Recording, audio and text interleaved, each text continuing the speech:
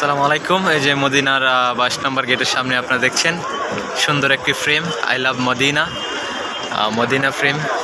এখানে কিছু ফটোগ্রাফার বাইরে আছে, টাকার বিনিময়ে ফটো তুলে।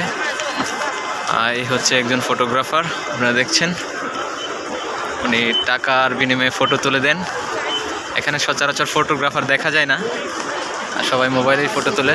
তো দেখতে পাচ্ছেন একটা কাপল, ওরা ফটো তুলছে ফটোগ্রাফার দিয়ে। দারুণ একটি দৃশ্য ক্যাপচার করতে যাচ্ছে। আর এখানে আসলে সবাই এই মুহূর্তটাকে ধারণ করতে চায় ক্যামেরায়।